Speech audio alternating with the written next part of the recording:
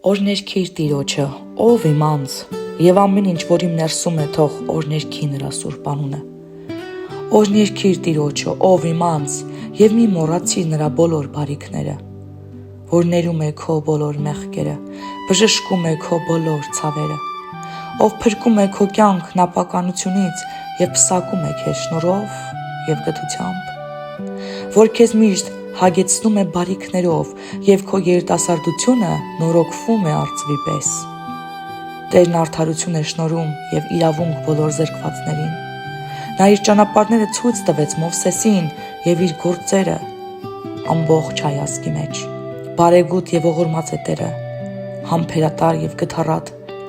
Նա ընդմիշտ չի բարկանա և ողջ չի պահի հավիտյանս։ Նա մեզ հետ չի վարվում մեր մեղքերի համեմատ և մեզ չի հալուցում մեր անօրենությունների համաձայն։ Այլ որքան բարձր է երկինքը երկրից, այնքան զորավոր է նրա գութն իրենից վախեցողների նկատմամբ։ Որքան որ արևելքը հեռու է արևելքից, այնքան էլ նա մեզանից հեռացրեց մեր հանցանքները։ Ինչպես որ հայրն է գթում իր որդիներին, այնպես Տերն է գթում իրենից վախեցողների հանդեպ, որովհետև նա գիտի մեր կազմվածքը, հիշում է, որ հող ենք մենք։ Մարդու օրերը խոտի նման են, ինչպես դաշտի ծաղիկը, այնպես ծաղկում է։ Երբ քամին անցնում է նրա վրայով, նա էլ չկա, և նրա տեղն այլևս չի ճանաչում նրան։ Բայց Տիրոջ ողորմությունը հավիտյան է իրենց վախեցողների վրա, և նրա արդարությունը որդիների վրա։ Նրա ուխտը պահողների վրա է, և նրանց վրա, ովքեր հիշում են նրա պատվիրանները, դրանք կատարելու համար։ Տերը երկնքում հաստատեց իր գահը, և նա թագավորությունը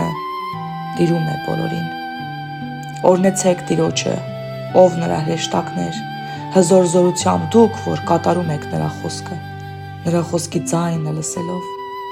Օրհնեցեք Տիրոջը, ով նրա բոլոր զորքեր,